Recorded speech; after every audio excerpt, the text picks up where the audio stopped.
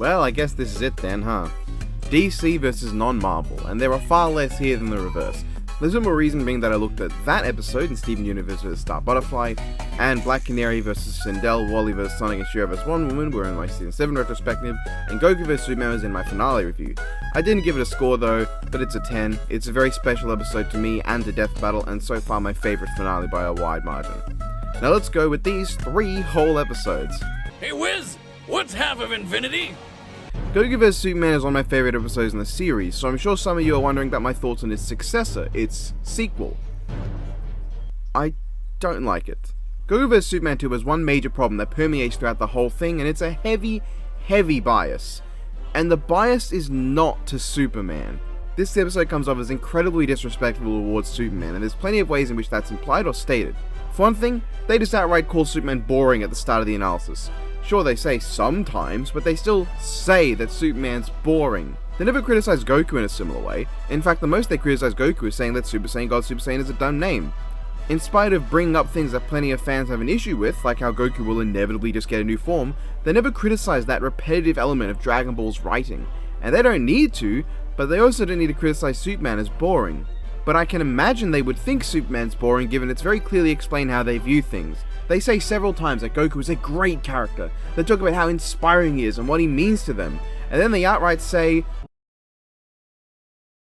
ultimately, Goku vs. Superman comes down to a difference of limits and purpose. What happens when you pit a man with the power to break any limits against a being with no limits in the first place? Well, only one has limits to give it all. But that's exactly what makes him such a memorable character. Think about it. If you had a Goku that was as powerful as Superman, would you even want him? Clear as day. What makes him such a memorable character? The fact that he has limits. The implication being that Superman not having limits is innately a bad thing. These writers just keep making Superman the most impossibly OP guy ever. That's kinda what he's all about. He is not meant to be relatable. He is not meant to lose. These quotes just express that Death Battle did not have any understanding of Superman as a character. Superman is far from the strongest in his verse. Hell, he struggles to remain the strongest in his own league. Sure, with his Theta State he can take out true form Darkseid tier threats, but even then, you've got other characters in Justice League's long history who can match up to that tier as well. Even composited, he's not the strongest in the league because of Hal Jordan. The underlying implication of this episode's writing are, Superman is a boring character because he's unstoppable and limitlessly strong. He isn't relatable because he never loses a fight. Goku, however, is an inspirational figure because he has limits and constantly pushes himself, which is why he's not only a great character, but a better character than Superman.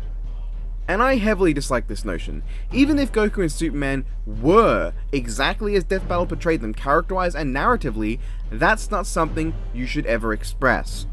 I personally dislike Lucy Diclonius, but if I was in charge of writing a Death Battle for her, my episode would not have an underlying bias in favor of one character over the other. I would not write a Death Battle that is designed to rag on Lucy and the things I dislike about her. Because not only is that disrespectful to the character, it's disrespectful to the fans of that character. Now yes, they did say Superman's this inspirational figure, an ideal, not a sketch on paper, but they never elaborate. In fact, they use this as an attempt to justify Superman's win as opposed to being used to praise his character, and instead, it's used to transition onto Goku and how he's exactly the same. However, they explain what makes Goku so inspirational, but not Superman, because they didn't understand him. They don't understand why people would relate to Superman. Someone who just wants to get by day, somebody who despite having all this potential to do many great things still has to work a normal job in spite of his talents. Someone who in the end just wants to do the right thing and help people. Someone who's willing to be there for those who need a shoulder to cry on as much as he's there for people who need a guardian to protect them. A hero who's equal parts a fighter against the forces of darkness and a symbol of hope who's there to inspire you to live the next day. He is a hero who will be there for anyone, who looks someone who wants to end their life in the eye and simply tell them, it's not fair. But it's not unfair either. It just is. We all come out of high school thinking we're going to save the world, and sometimes we do. And sometimes we don't. So you don't think about saving the world, you think about just saving one person. Because sometimes that's enough. A friend of mine, many years ago, took her own life. She was terminally ill. Every day was an agony. and she decided one day that she knew without question that she would never have another happy day. And she, well, I guess you could say she checked out early.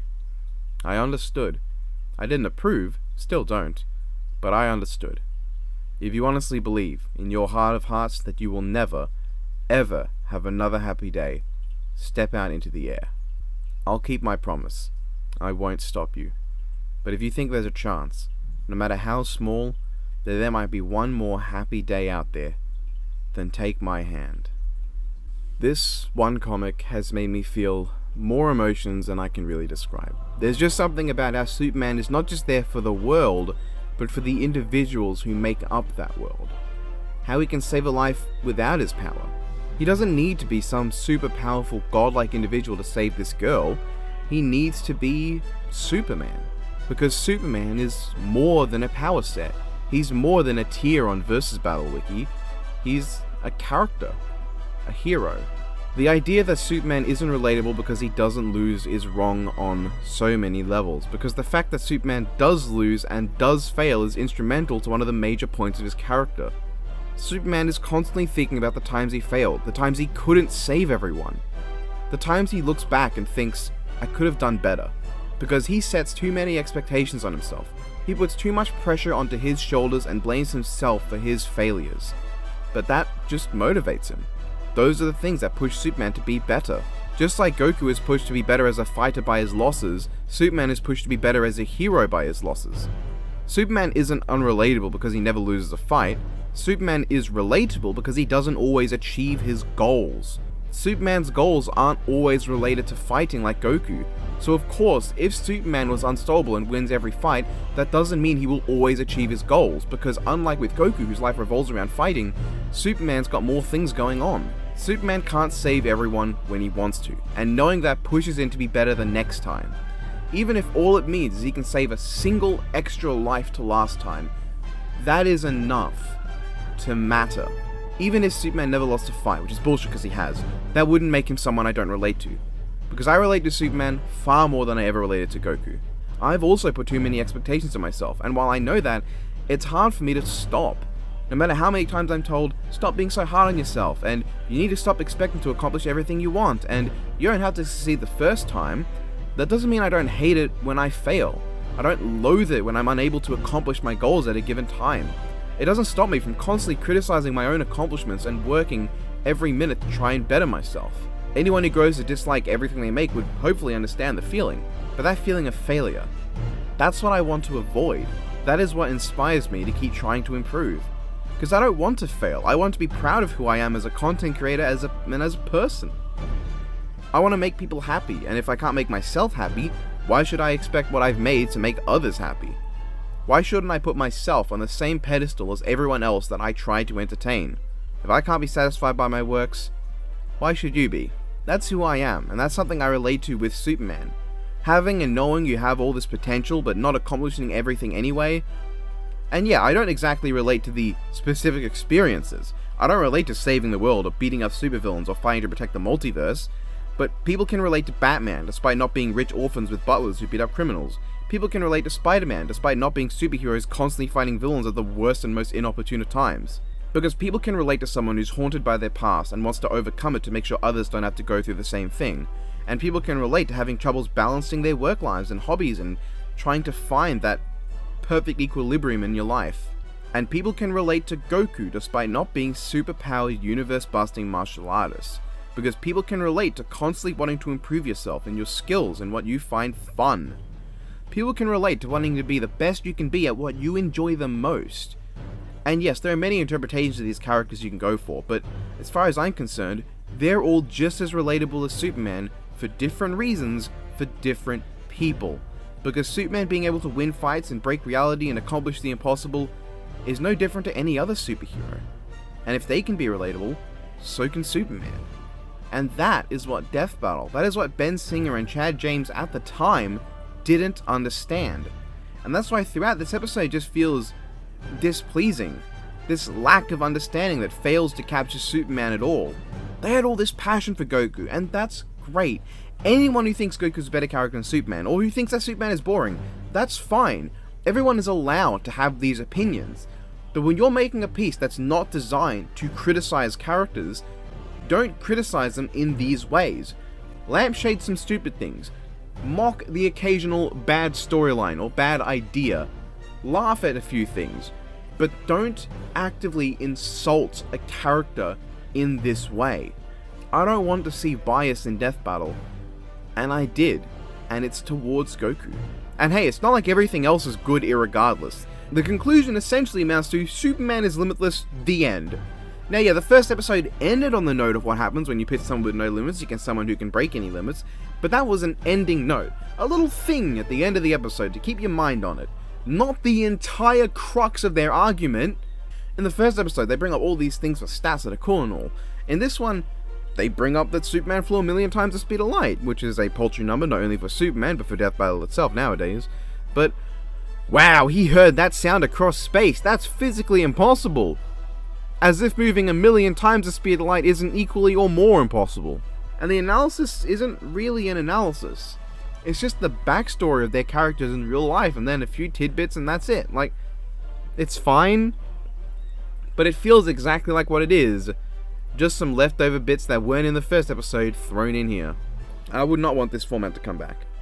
The fight is great to an extent. The action's good, animation is clean, effects are great, voice acting is top notch, and that canyon fight, ooh, that canyon fight's something special. But at the same time, the fight's kind of boring.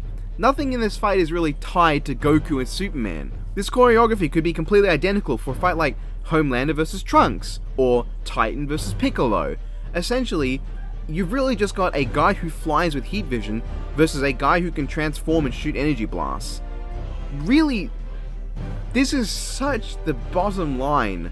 The original episode had pressure point combat, the power pole, after images, dragon throw, a lot of dynamic transformations and scenes that just feel like the characters. This one just has a lot of fighting. And yeah, the canyon fight's phenomenal. I love it, especially because this is where Brandon Yates' Alive kicks in. That's a great track. But there's little to say about most of it because it's just the bottom line for a cape shit fight. And it's not even a cape shit fight. It's Goku. But Goku's just fighting like some random Marvel herald no one cares about. And like, yeah, I get that the action is really well done, but this is not Goku versus Superman. This is just any random Marvel and DC herald. You really wouldn't change anything. It doesn't feel like the characters, and fans of characters want to see the characters in an animation. They're not there to see their functions and their power sets. They want to see the characters. And so fans of Goku and Superman, they got to see the characters in the first episode, but this time, they didn't. They did not get to see the characters. They just got to see two random flying beat sticks which occasionally threw out one or two moves that make you think, oh, that's kind of like Goku and Superman.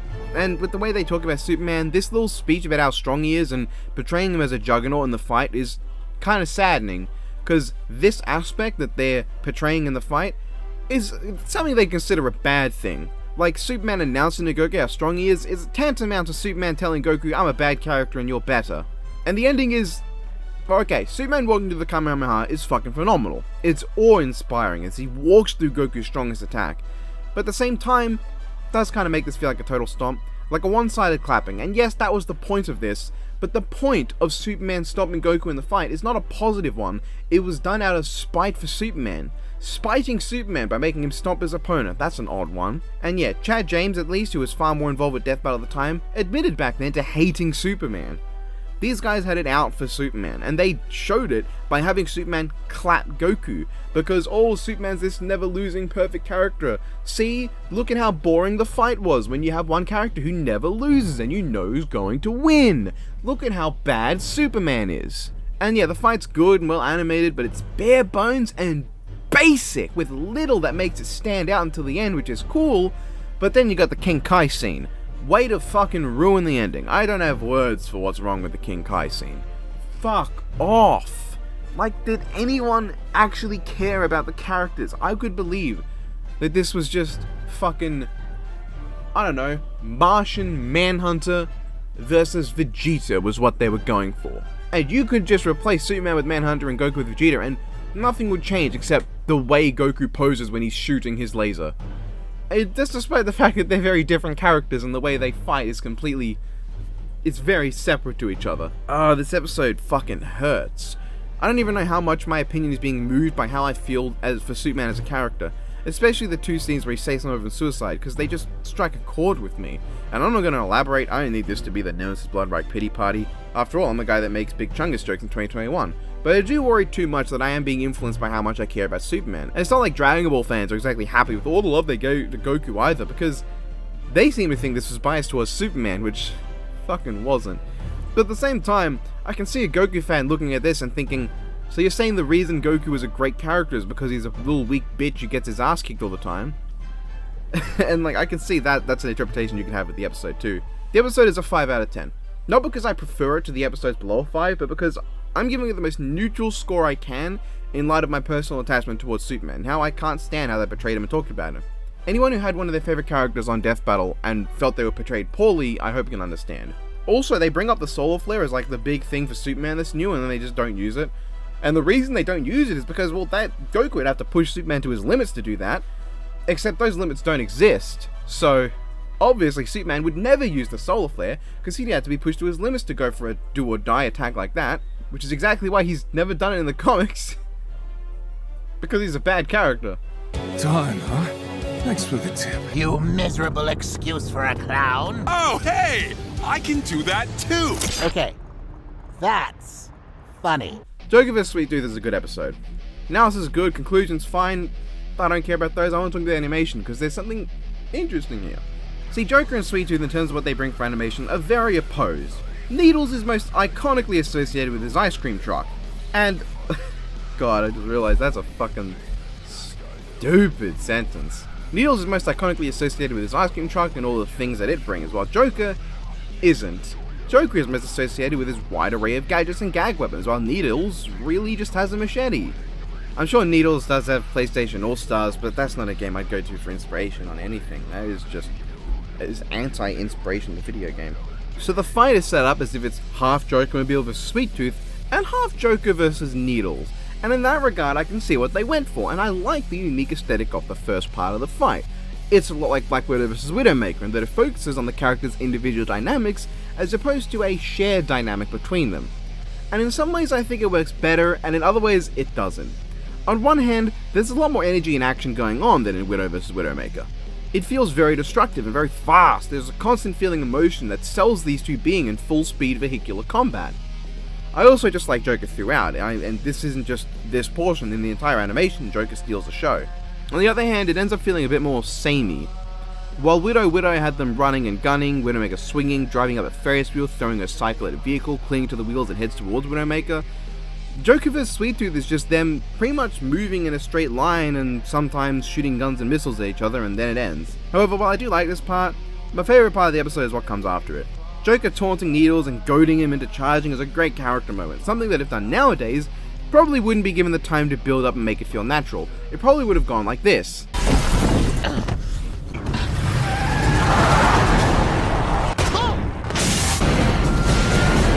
And that doesn't feel right. But that's what Death Battle's like nowadays, that's how they do their animations. No time to breathe. But I like how they did it here. But Joker in the car with Needles is my favourite individual scene. Joker being a massive troll as Needles is trying to just focus on not getting himself crashed into something is great. And they get to show off their personalities, especially Joker. It's just a fun moment. Afterwards we get another great moment, Joker reacting to the sweet bot, and then smacked, and that leads him to the death.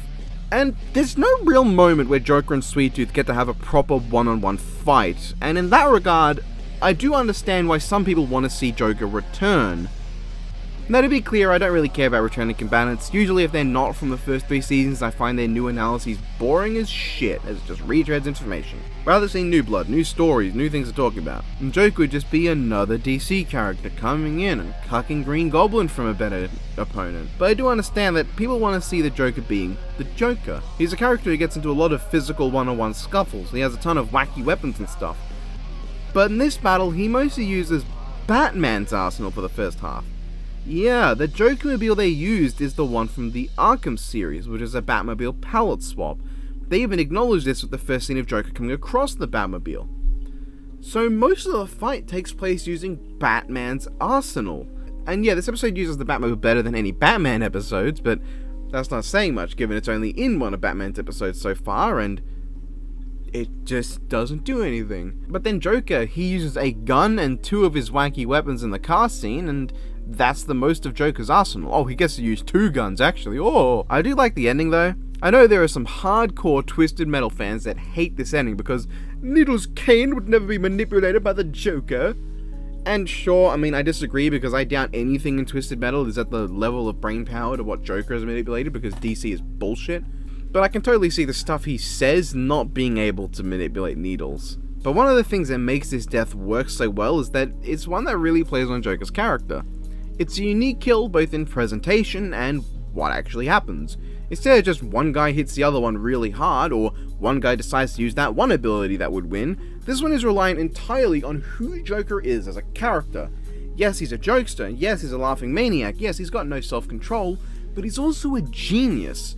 He hasn't just been fighting Needles the whole time, he's been studying him. He's gotten a handle of who Needles is in the short time they fought, and he's figured out exactly what he needs to say to get into Needles' head. He manages to get Needle out of his vehicle, close, vulnerable, and in that brief moment of weakness, he gets off the Joker Venom. Which I guess, yeah, technically means he did use that one ability that fucks up the opponent, but what led into it was unique. The manipulation and the deceit. And the presentation of Needle's death is haunting. The fading of Joker's face and the distortion as they laugh together, Needle's just laughing to death as the screen flashes and flashes and distorts until finally, he stops laughing. And all that's left is the sound of Joker's cackle as the police show up. It's so well done, even if this cop car phases into grass. Joker vs. Sweet Tooth is a mixed bag, because what it does right, it does right. And in fact, I don't dislike any of the fight, but it also greatly fails to capitalize on what Joker brings until the end. The fact that the half the battle is spent with Batman's arsenal is distracting, and I can't help but be a bit bothered, because yeah, this is not really a Joker thing. This is only in the non-canon Arkham games, or at least not canon to the prime DC universe. But at the same time, with this matchup, it was always going to be a bit difficult, because having Needles go out and like fucking mano-y-mano Joker would just be silly. It's still a 7 out of 10 to me, because it is very, very good. But I'm bothered greatly by what feels like a fight that's lacking some major components. But also, I'm not sure how they could have incorporated it naturally. Okay, Wiz, I know a metaphor when I see it. Isn't a night out with the girls so magical? Senket's pulling out Ryuko's blood is symbolic of menstruation, and the skimpier outfits visualize acceptance of sexuality. Raven vs. Twilight Sparkle is an episode that, depending on who you ask, is either heavily despised or heavily... And I'm very much the latter. I don't think it's an outright bad episode, but it's nothing special. Now, I don't mind the analysis, even if I'm getting sick of Boomstick groaning at things related to the ponies when... This is a thing with Hasbro. Like, with Transformers, they mock Starscream, and then they just gloss over the interesting parts of Optimus and then characterize them as Rodimus Prime in the actual fight. And then with My Little Pony, every single time it's gotta be, ponies, little girl toys, It does frustrate me, especially because the first pony episode got him to change his mind. It would have been fine if it was just the first episode and he's like, oh, you know what, actually this pony is a badass. Some of the jokes were kind of funny, and the analysis was just overall fine apart from what I said. Even if there was some heavy lowballing, but that's Death Battle. It does kind of bother me for this episode a little though, because the thing is, if they had lowballed both of them so their stats were somewhat even, and then they could primarily talk about how their hacks and powers bounce off each other, something that would have been interesting and unique for this era of Death Battle, that would have been cool. But instead, they lowballed both of them, but then still just said, Raven stat stomps anyway. And like, yeah, that's not untrue, but come on, I really wish they had more focus on how their powers and abilities bounce off each other. Especially because one of the core aspects of this fight is that they are emotion powered and emotion manipulating magic, tons of abilities and shit. Even Strange vs. Fate, which was a huge stomp by its own logic, had a decent amount of stuff about their training, their magic powers, how they go about non-verbal versus verbal casting, and only one moment about stats, which is speed. This one is basically, magic, but also Raven just smashes Twilight. What's really funny though is that this episode actually used more magic than Doctor Strange vs. Dr. Fate, and the magic was more in tune with the theme. Like, Raven and Twilight both attack each other's emotions, while Fate and Strange didn't really bend reality in any great way. Unfortunately, the actual fight is just... meh. They do use more magic than Strange vs. Fate, but it's not as entertaining, because the magic they use isn't that interesting. They don't do much interesting with it. It's not very dynamic to look at. I do like the bit where Raven gets attached to the rock and fucking loses it at Twilight. I think that's a fun way to play in Twilight's emotional manipulation into Raven's inability to control her emotions. You know, to activate the Trigon state. I think that's cool. And I don't mind the ending like some people do. Raven's Soul Self BFRing Twilight, and then Twilight fires off a spell before it's complete, and the Soul Self drains her emotions, but then Raven is hit by the transmutation spell. Twilight almost wins when she's freed, but is blindsided by the Soul Self. That's not a bad ending, and I don't hate the death. I mean, it makes sense. Though I gotta wonder why they care so much about not having a children's character dying horrifically one moment, then obliterating Ben the next. I guess the start is okay. It's a fine start, though the physical beatdown Raven lays out is kinda lame. And then the bit where they go White Raven versus Crown Twilight genuinely hurts my eyes.